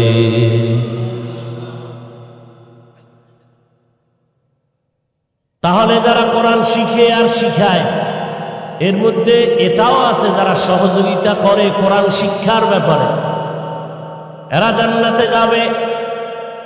যারা টাকা দেয় গরিবদের, ফেতরা দেয়, যাকাত দেয়, এরা সহযোগিতা করে নাই? কথা বলেন না কেন? কিন্তু যদি কেউ বলে এই কোরআনওয়ালা গরিব ছাত্র কওমিওয়ালাদের যাকাত দিয়া লাভ নাই, আছে না নাই? এরা মূলত ইসলামের পক্ষের মানুষ দাবি করার অধিকার নাই, এদের অন্তরে নেফাকি ভরা। আসতে বলেন কেন? ভয় পান এখন? কি ভয়টা কি আমারে বলেন তো? জনগণের সামনে ভয় কি? খালি বিসমিল্লাহ ছাড়া ফিটাইবেন, দেখবেন সাইজ। কিসের ভয়? গণধোলাই, গণধোলাই, এটার বিরুদ্ধে কোনো মামলা নাই, মামলা দিলেও ভিড়ে সব মেনে নিব। আমার পিসাবের জাহান নামে 13 বার পাঠাবি, মেনে নিব। আমার মায়ের বাবারে আমারে যা পারো ইচ্ছা গালি দিবে, মেনে নিব। কিন্তু ইসলাম নিয়া, কোরআন নিয়া, হাদিস নিয়া কিছু বললে সেখানে আর কোনো ছাড় দেওয়া হবে না। খবরদার। এই টুপিটা মাথায় দিছি, গরম লাগে না? জামা পরছি, গরম লাগে না? দাড়ি রাখছি, একটু বুড়া বুড়া লাগে না? এই ভাবটা তোমরা যারা যুক্তিবাদী বইয়ে বইয়ে কও দাড়ি রাখলে যৌবনের ভাব থাকে না, তা আমরা কি অমানুষ আর তোমরা মানুষ? এ দাড়ি যারা কাটে যারা ছাটে, দোনো দলের গুনাহ সমান। এদের মোনাজাত কবুল হবে না, কবুল হবে না, কবুল হবে না। বলি নাই, বয়ান ছাইড়ে দিছে। এক জায়গায় বয়ানে গেছি, হাফিজের আনছো কেন? আমার কইতেছে হুজুর এলাকার কয়েকটা যুবক কইতেছে আরে আনছো কেন? কেন কয়ে দাড়ির পক্ষে বেশি ওয়াজ করে। চিন্তা করছে মুসলমানের সন্তান দাড়ি দিছে কে? তা আল্লাহরে গালি দে যে আল্লাহ তুমি আমার বোনের গালে না দিয়ে আমারে ভুলে দিলে কেন? বোনের গালেও দাও। নিমক হারাম। যারা দাড়ি কাটে ছাটে এদের মোনাজাত কবুল। 24 ঘন্টার সেকেন্ডে সেকেন্ডে সেকেন্ডে অল টাইম কবিরা গুনাহ, কবিরা গুনাহ, কবিরা গুনাহ। ও ঘুমাইয়া থাকলেও কবিরা গুনাহ। ফাসিক। একটা মোনাজাত কবুল হবে না। ওই দিন হবে যেদিন বলবে আল্লাহ তওবা করলাম, আর দাড়ি কাটবো না, ছাড়বো না। রাগ করতেছেন? জাহান্নাম থেকে বাঁচাবার জন্য বলতেছে। আকাশচুম্বী এলেম নাই, ওই বয়ানও নাই, সাদামাটা কথা বলছেন। কারণ অনেকে বলেও আমার বয়ান আলেমরা শুনে না, সাধারণ মানুষ শুনে, মূর্খ যারা এরা। তো আলেমদের সবাই বয়ান শুনাইলে সাধারণ মানুষকে শুনানোর লোক দরকার আছে না? তো এটা আমার ফালাই দাও, আর এটি নিয়ে গালাগালির দরকার দেখে। ওই মক্কার মুশরিকরাও কইতো যে মুহাম্মদের কাছে মনে চায় যাইতে, লোকটা একেবারে খারাপ না, কিন্তু ফকির টকির গরিব থার্ড ক্লাসের মানুষগুলো মুহাম্মদের চারপাশে আছে, তো মূর্খ, এই জন্য আমরা যাই না। ওই গ্রামে বলে না খাওয়ার বাহানা, ভাজা মাছের ঝোল। বুঝেন নাই? একজন মুসলমান কেমনে আলেমের বিরুদ্ধে কথা বলে যে ঈমান অন্তরে আছে, শুধু শুধু মন্তব্য করে, অথচ নিজের পর্দা নাই, হালাল নাই, হারাম নাই, দাড়ি নাই, টুপি নাই, এ নিয়ে একবারও চিন্তা করে না। রসুলের কলিজা আঘাত করে। রসুল যাদের সালামের উত্তর দেন না, দাড়িবিহীন লোক বাইতুল্লাহ গেলে রসুলের রওজায় গিয়া সালাম দিলে রসুল জবাব দেন না। খুঁজো ইতিহাস। দাড়ি যারা কাটে ঘাটে ছাটে এরা রসুলের রওজায় সালাম দিলে রসুল জবাব দেন না। খোঁজো আলেমদের থেকে, ইতিহাস জানো। দাড়ি কাটনেওয়ালা ছাটনেওয়ালার মোনাজাত কবুল হবে না। 24 ঘন্টার সেকেন্ডে সেকেন্ডে সেকেন্ডে ওয়াল টাইম কবিরা গুনাহ, কবিরা গুনাহ, কবিরা গুনাহ, কবিরা গুনাহ। যতদিন পর্যন্ত তওবা না করব। কে বলবে এই কথা? আমরা না বলবো। আপনার পায়ে ধরতে আসছি, আপনাকে গালি দিতে আসি নাই। বলো একজনে, হাফিজ ভাই নিচে নেমে পাও ধরো, আর দাড়ি কাটবো না, বলো। আমি এখন নিচে নেমে আসবো।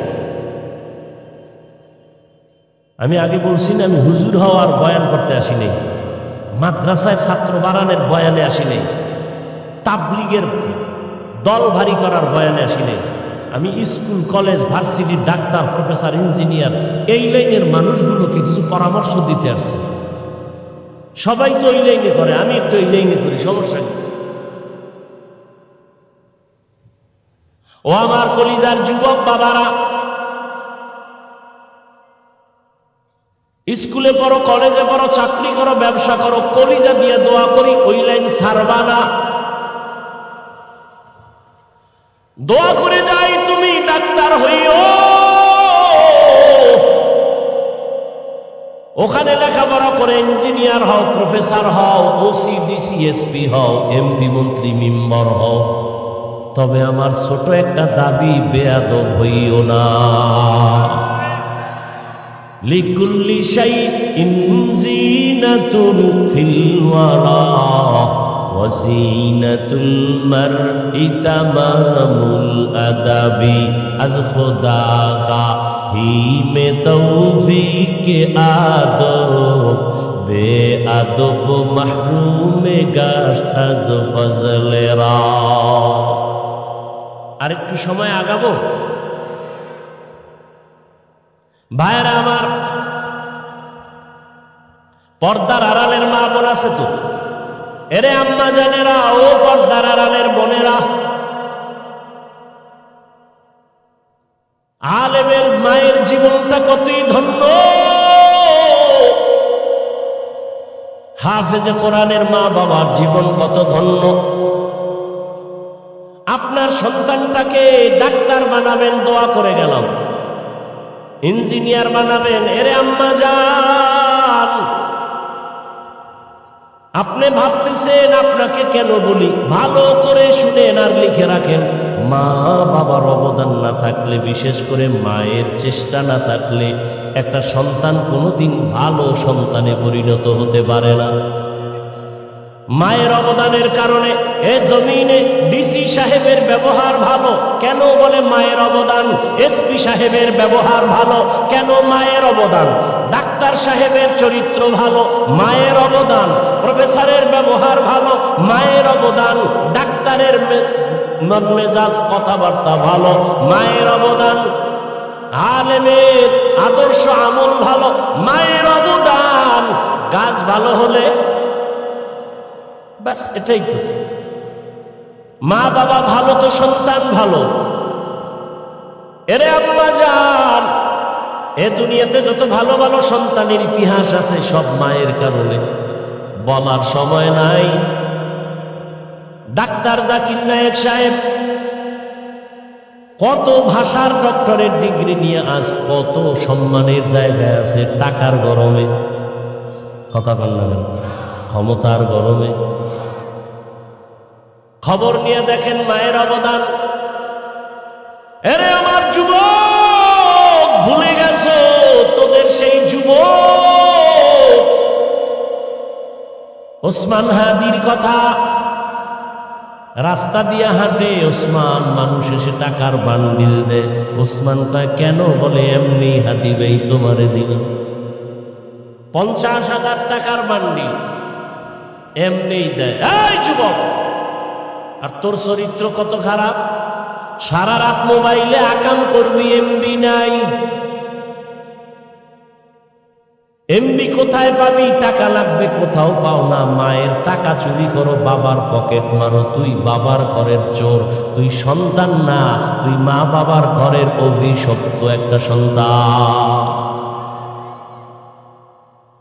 ওসমান হাদি যদিও তাকাইয়া দেখতে পারে নাই, চোখ দুটো বন্ধ হওয়ার পরে আমার আল্লাহর কুদরতের পাওয়ার দিয়ে দেখছে ওসমানের সম্মান ঢাকার অলি গলিতে জানাজায় লোক দাঁড়ানোর কোনো ঠাই ছিল না।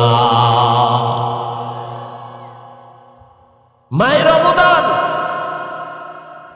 এজন্যই আমি বলি, ডাক্তার হও, বেয়াদব হয় না। ইঞ্জিনিয়ার হও, বেয়াদব হয় না। প্রফেসর হও, বেয়াদব হয় না।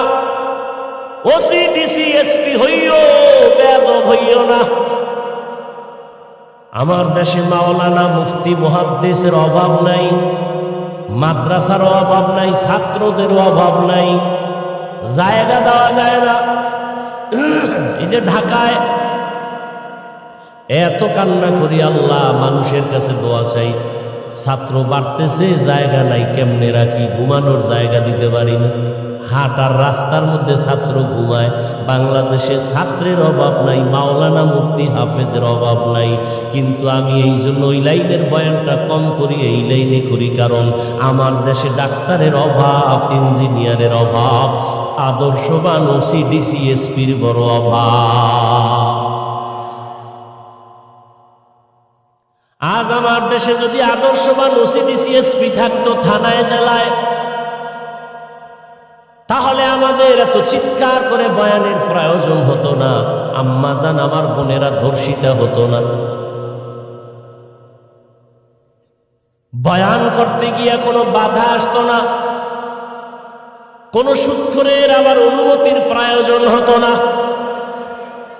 কোরআনের বয়ান করব, মুসলমানের পায়ে হাতে ধরে আবার অনুমতি কিসের?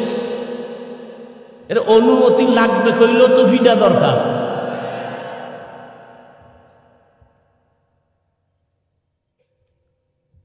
পিডেই বেকে যারে দিয়া ভূত সারা এই ভূতে পায় কি? হাফিজুর রহমান বয়ান করবে, কোন হিন্দু কোন বৌদ্ধ আইসা বাধা দেয় না। আমগো লাইনের কিছু মুসলমান জাতি ভাইরা কয় এখানে তার ওয়াজ হতে দেওয়া হবে না। বাস নাচতেওয়ালা পাইছে ঢোলের বাড়ি, পাইয়া এবার আলেমের বিরুদ্ধে কোনো ইহুদি কথা বলে না, সাহস নাই। আলেম ওলামাদের দিকে তাকিয়ে চোখ তুলে কথা বলা কোন হিন্দু বৌদ্ধ খ্রিস্টানদের সাহস নাই। এই সাহস পেয়েছে ইসলামের ব্যানার ধারণকারী মুনাফিকদের কারণে। আমার বিরুদ্ধে কথা সাধারণ মানুষ বলতে ভয় পায় বলে, কিন্তু যখন দেখেছে হুজুরেও কয়, তাতে আমি কইলে আর দোষ কি? হুজুরি আমার দোষ কি আছে? হুজুরি যথেষ্ট সাংবাদিক, আর লাগবে না। হুজুরি ইজ্জত একেবারে জবাই করে দিল। তো সাধারণ মানুষ বলো, তা আমি আর বসে থেকে লাভ? অথচ একজন আলেমের ইজ্জত রক্ষা করা দরকার, কারণ এই জমিন আর কোনোদিন নবী আসবেন না, আবু বকর, ওমর, ওসমান আলী আসবেন না। এই জাতিকে শান্তির ঠিকানা দিবেন, কোরআন হাদিস অনুযায়ী জান্নাতের পথ দেখাবেন একমাত্র উলামায়ে কেরাম। আর তাদের বিরুদ্ধে বিষোদ্গার করে সাধারণ মানুষের অন্তরে সন্দেহ ঢুকানোই মানে ইসলামকে দুর্বল করে দাও। আলেমের বিরুদ্ধে কিছু বলিয়েন না, আল্লাহর উপরে ছেড়ে দেন। আল্লাহ কি দুর্বল হয়ে গেছে? তো কেন খামাখা আপনি মন্তব্য করে গুনাহগার হবেন? আসলে মানুষ হতে পারি নাই, যতই মাস্তানি আর বাহাদুরি করি, মাওলানা হইছি, বক্তাও হইছি, ঠিক মানুষ হতে পারি না। মানুষ ছিলেন হাবিবুল্লাহ মেজবা রহমতুল্লাহ, মানুষ। পটিয়ার মুফতি আজিজুল হক রহমতুল্লাহ আলাইহি, যারা বয়ানে বসে নাহমাদুহু বললেই মাঠের হালাত পরিবর্তন হয়ে যায়। আর আমরা সারা জীবন চিল্লায়া গলা শেষ, তলা শেষ, এরপরও হে মোনাজাতের ঘরে দেহে বিড়ি। কি মানুষ হতে পারি নাই? আমি বক্তাও মোবাইলে গুনাহ করি, আপনারাও করেন, কি লাভ হবে এই ওয়াজের দ্বারা? আমি আপনাকে নামাজের বয়ান করি, আমি নামাজ পড়ি না। আল্লাহ হেদায়াত দান করুন। আসলে মানুষ হওয়া বড় কঠিন জিনিস, বলার সময় নাই। ভারতের দিল্লি রাজধানী কোথায়? কথা বলে না, মন মানসিকতা দুর্বল হয়ে গেছে। ওখানে একটা বিশাল বড় মসজিদ, শাহী জামে মসজিদ, এক সময়ের খতীব শাহ ওলিউল্লাহ মুহাদ্দিস দেহলভী রহমতুল্লাহ আলাইহি জুমার খুতবা দিতে উঠেন, রুমাল দিয়া চেহারাটা ঢেকে রাখেন। আমাদের দেশে গ্রামে আব্বাই কইতো নোয়াখালীর মুন্সিরা আসতো, মুন্সি, নোয়াখালী মুন্সি। আর আমগো পুরা দেশে আসে জৈনপুরের আল্লাহওয়ালারা, এখনো আসে। এখন দেখছেন কখনো রুমাল দিয়া পুরা কপাল ঢেকে কেমন চলে দেখছেন? এই নোয়াখালী মুন্সিরা যখন আমগো দেশে যাইতো এইভাবে রুমাল দিয়া চেহারা পুরা, কারো বেগানা মহিলার দিকে যেন নজর না পড়ে। শাহ ওলিউল্লাহ মুহাদ্দিস দেহলভী রহমতুল্লাহ আলাইহি রুমাল দিয়ে চেহারাটা ঢাকেন, খুতবা পড়েন। প্রশ্নকারী দাঁড়ায় বললেন, হযরত আপনি রুমাল দিয়ে চেহারা ঢাকেন কেন? বলে আগামী জুমায় জবাব দিব। বেদ্যবি করা যাবে? আর আমারে যদি এখান থেকে প্রশ্ন করে, আমি যদি আগামী বছর জবাব দেব, তবে এর ওয়াজ হোনাই যায়, এর মধ্যে কিচ্ছু নেই। এরকম বেদ্যব আছে না নাই? যেখানে সেখানে আলেমকে প্রশ্ন করাও বেয়াদবি, যেখানে সেখানে আলেমকে প্রশ্ন করা বেয়াদবি।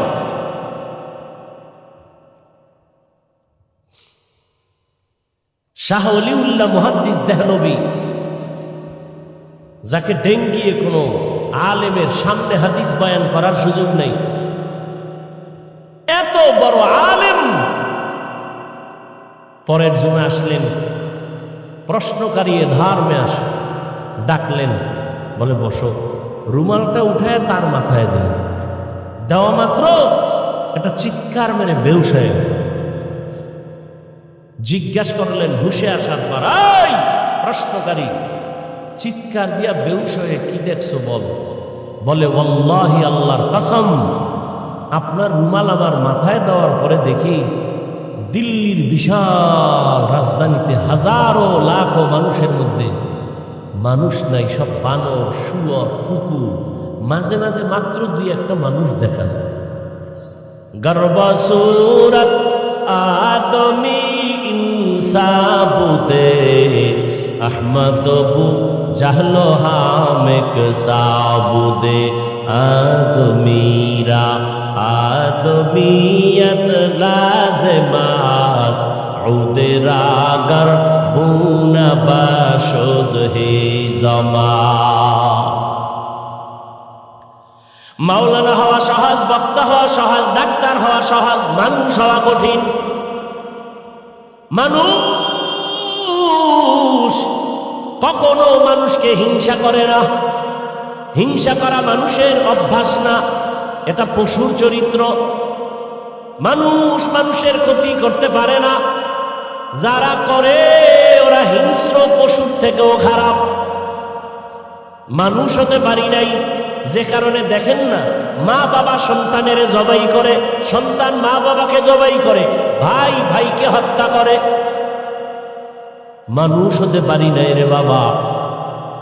আমার বিষয়টাই ছিল মানুষ কাকে বলে, সে বিষয়ে আয়াত পড়ছে। সংক্ষেপে আমি গুছাই নিতেছি, একটু এলোমেলো করলে কিন্তু আর সামনে আমি কথাই বাড়াবো না, খুব সংক্ষেপ। আল্লাহ বলেন আর রহমান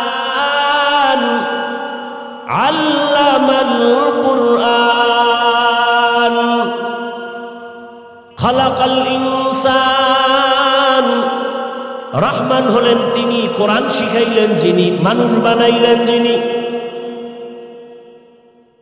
আল্লাহ কি বুঝাইলেন? আমি আগে কোরআন শিখাইয়া মানুষ বানাইছি। অথচ আমরা বাস্তবে দেখি আমাদের দুনিয়াতে আসা আগে শিক্ষা পরে, আমরা আগে আইসা বড় হয়ে কোরআন শিখছি। আল্লাহ কয় না, আমি আগে কোরআন শিখাইলাম পরে মানুষ বানাইলাম। বাস্তবের উল্টা কেন আল্লাহ বললেন? আল্লাহটাই ঠিক, আমাদের বুঝের বড় অভাব। আল্লাহ কি বুঝাইলেন? মুফাসসিরিনে কেরাম বলেন, আমার আল্লাহ বুঝাইলেন দুনিয়াতে মানুষ আছে অনেক ধরনের, তবে সব মানুষ জান্নাত পাবে না। বলে এক ধরনের মানুষ বংশগত মানুষ, আর এক ধরনের মানুষ হলো জন্মগত মানুষ, আর এক ধরনের মানুষ হলো গুণের মানুষ। আদম নবী আমাদের বংশদাতা বাবা, তার বংশে আমরা আছি, এই পরিচয় জান্নাত পেলে তো আদমের সন্তান হিন্দুরাও জান্নাত পাবে, খ্রিস্টানেরাও পাবে। এই পরিচয় জান্নাত পাওয়া, আমার বাবার ঔরসে আমার জন্ম, আমার জন্মদাতা বাবা মুসলমান, ওই সূত্রে আমিও মুসলমান, এই পরিচয় জান্নাত পাওয়া যাবে না। আর একদল মানুষ হলো গুণের মানুষ, গুণগত মানুষ। এই শুধু গুণের মানুষেরাই আল্লাহর জান্নাত পাবে, তাও বিনা হিসাবে। সংক্ষেপে ভালো করে খেয়াল করেন, গুণের মানুষ হতে পারলাম কিনা। গুণের মানুষ কাকে বলে? যে কোনো বস্তু বানানোওয়ালা বানায় কোনো কাজের জন্য, আর ওই কাজটা হলো ওই বস্তুর গুণ। উদাহরণত আমি বলি, এই যে মাইকে কথা বলি, হরেন টাইনা মেশিনের সাহায্যে কথা নেয়, বানানোওয়ালারা মাইকটা যখন বানাইছে এমনি না কোনো কাজের জন্য। কি কাজ? বলে আওয়াজটা দূরে ছড়াবে। তাহলে এই মাইকের কাজ আওয়াজ দেওয়া, এটাই হলো মাইকের গুণ। বাতিওয়ালা বাতি বানাইছে কেন? আলো দেওয়ার কাজে, তার মানে বাতির গুণ কি? আলো দেওয়া। পাখাওয়ালা পাখা বানাইলো কেন? বাতাস দেওয়ার কাজে, পাখার গুণ কি? বাতাস দেয়া। মাইকের গুণ আওয়াজ দেওয়া, বাতির গুণ আলো দেওয়া, পাখার গুণ বাতাস দেওয়া। মাইক যদি আওয়াজ না দেয়, সবাই চিৎকার দিয়ে বলবে এটা গুণের মাইক না, ফেলে দাও। বাতি যদি আলো না দেয়, বলে ভেঙ্গে ফেলে, এটা গুণের বাতি না। পাখা যদি বাতাস না দেয়, ফেলে দাও, এটা গুণের পাখা না। এবার আমাকে একটু জবাব দেন, আল্লাহ মানুষ বানাইছেন কেন? কেন বানাইছেন? বিড়ি টানার জন্য? আলেমের সমালোচনা করার জন্য? ওয়ামা খালাকুতুল জিন্না ওয়াল ইনসা ইল্লা লিয়াবুদুন।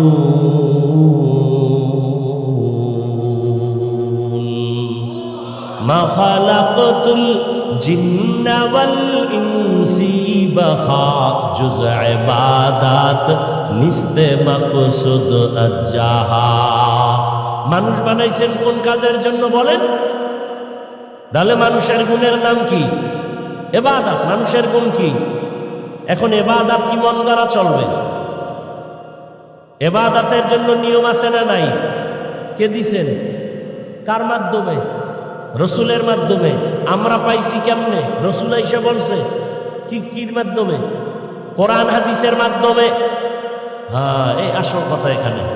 আল্লাহ বলেন গুণের মানুষের জন্য লাগবে ইবাদত। ইবাদতের নিয়ম জানতে হলে শিখতে হবে কোরআন। কোরআন বুঝতে হলে লাগবে হাদিস। কোরআন হাদিসের ব্যাখ্যা জানতে হলে যেতে হবে উলামায়ে কেরামের কাছে। আল্লাহ এদিকে ইঙ্গিত করে বলেছেন, আমি আগে কোরআন শিখাইছি, পরে মানুষ বানাইছি। অর্থাৎ কোরআন শিখা আলেম ওলামাদের মাধ্যমে যারা ইবাদত করবে তারা গুণের মানুষ, আর যারা গুণের মানুষ তারা বিনা হিসাবে জান্নাতি। এজন্য বলেন আল্লাহ আর রহমান আল্লামাল কুরআন খালাকাল ইনসান আল্লামাহুল বায়ান। রহমান হলেন তিনি, কোরআন শিখাইলেন যিনি। রহমান হলেন তিনি, মানুষ সৃষ্টি করলেন যিনি। মাইকের গুণ যদি না থাকে সবাই চুমা দিবে, ফেলে দিবে, ভাঙ্গে ফেল। মানুষ যদি ইবাদত না নিয়া আল্লাহর আদালতে যাও, কবরে যাও, আল্লাহ বলবে ও জাহান্নামের ফেরেশতা, এটা গুণের মানুষ না, এটার মধ্যে ইবাদত নাই, নামাজ নাই, রোজা নাই, দাড়ি নাই, টুপি নাই, হালাল হারাম নাই, এটাকে লাথি মেরে জাহান্নামের মধ্যে ফেলে দাও। আল্লাহ মানুষ দিয়া জাহান্নামের আগুনকে প্রজ্বলিত করবেন। ও আমার কলিজার যুবক বাবারা, ও বৃদ্ধ বাবাজি, পর্দার আড়ালের মা বোনেরা, কয়দিন আর বাহাদুরি করবেন? আরে নিজের মনের খাহেসে দাড়ি তো কম কাটলেন না, মনের খাহেসে পার্কে পার্কে কম দৌড়াইলেন না, মনের শখ মিটাইয়া মোবাইল তো কম চালাইলেন না, মনের শখে বেপরদায় আড্ডা তো কম দিলেন না, মনের শখে গান বাজনা তো কম শুনলেন না। ও আমার যুবক, এই ময়দানে, এই জমিনে তোমার মতো যুবক স্কুলে পড়ে, কলেজে পড়ে, চাকরি করে, ব্যবসা করে, দাড়িওয়ালা নামাজি আসেনি? বলো বাবা, তুমি পারবা না কেন? তোমার কপাল কেন খারাপ? ও যুবক, র্যাব, আর্মি, পুলিশ, বিডিআরের চাকরি করে, নামাজ পড়ে, তুমি পারো না কেন? তোমার মতো যুবক সন্তান ওসি ডিসিএসপি চাকরি করে, নামাজ পড়ে, জেনারেল লাইনের রাস্তায় গাড়ি চালায়, নামাজ পড়ে, তুমি পারো না কেন? পর্দার আড়ালের মা বোনেরা, আপনার মতো কত মা, কত বোন এই এলাকায় আছে, পর্দা করে, নামাজ পড়ে, আপনারা পারেন না কেন? স্বামীর টাকা উজাড় করে কেন মার্কেটে মার্কেটে ঘোরেন? আল্লাহর ভয় কি নাই? সন্তানের ভবিষ্যৎ নিয়ে কি চিন্তা করেন না? আজকে একটা ভালো সন্তানের মা হয়ে যাবেন, ডাক্তার বানাবেন, কোরআন পড়ায় দিবেন, এক সময় সন্তানটা ডাক্তার হইয়া রুগী দেখবে, আজান হলে নামাজে যাবে, কোরআন তেলাওয়াত করে মা বাবার জন্য দোয়া করবে। এমন একটা সন্তানের মা হইয়া কবরে যান না কেন? এখনো সময় আছে, তওবা করেন। জীবনে তো বেপরদার আড্ডা কম দিলেন না, স্বামীর মাল নষ্ট কম করলেন না, এখন থেকে তওবা করেন, আর নামাজ ছাড়বেন না রে মা, বেপরদায় চলবেন না, স্বামীর মাল আর নষ্ট করবেন না, সন্তানটাকে আদর্শ ডাক্তার, ইঞ্জিনিয়ার বানাবেন। ও আমার যুবক বাবারা, আল্লাহর কাছে দিল খুলে গোপনে তওবা করো। জীবনে তো দাড়ি কম কাটো নাই, বেপরদায় কম দৌড়াও নাই, মনে চাইছে নামাজ পড়বা না, পড়ো নাই, মনে শখ লাগছে বেপরদায় চলবা, চলছো। আর কত তোমার চোখের সামনে যুবকের লাশ, পানির ভিতরে লাশ, গাড়ির নিচে লাশ। তোমার লাশটা কোন দিন তৈরি হবে বলা যায় না। সব সারিয়া কবর দেশে যেতে হবে, কেউ সঙ্গে যাবে না। এখনো তওবার সময় আছে, তওবা করো। মনে মনে মনে আল্লাহকে বলো, হে মালিক, জীবনে গুনাহ করে সব ধ্বংস করে ফেলেছি, আর নামাজ ছাড়বো না, দাড়ি কাটবো না, বেপরদায় চলবো না। মা বাবার দোয়া, শিক্ষকের দোয়া, উলামায়ে কেরামের দোয়া, পরামর্শ নিয়া নবীজির আদর্শ মেনে জীবনটা সুন্দরভাবে সাজায়া তুলবো। মা বাবার দোয়া নিয়ে চলবো, বেয়াদবি করবো না। শিক্ষকের দোয়া নিয়ে চলবো, বেয়াদবি করবো না। উলামায়ে কেরামের পরামর্শ নিয়ে চলবো, নবীর আদর্শ মেনে বেয়াদবি করবো না। তওবা করার মতো যদি কারো অন্তর তৈরি হয়, মুনাফিকি না থাকে, খাঁটি তওবার নিয়তে দুটো হাত আমার আল্লাহকে দেখায়া দেন। আয় আল্লাহ, হাতগুলো কবুল করে নেন, তওবা কবুল করে নেন, তওবার উপরে মজবুত হইয়া চলার তৌফিক দান করেন। আমিন। আলহামদুলিল্লাহি রাব্বিল আলামিন।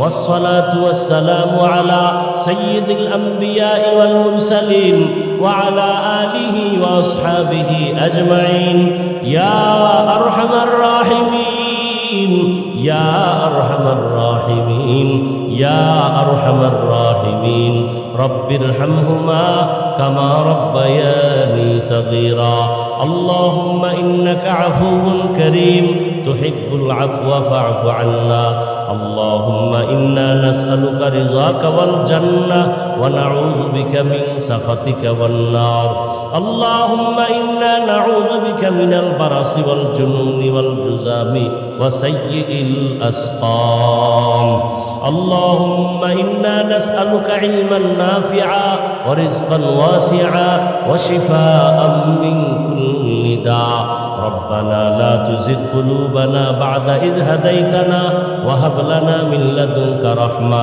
إنك أنت الوهاب ربنا وآتنا ما وعدتنا على رسلك ولا تخزنا يوم القيامة إنك لا تخلف الميعاد ربنا آتنا في الدنيا حسنة وفي الآخرة حسنة وقنا عذاب النار رب العالمين গুনার বোঝা নিয়ে আপনার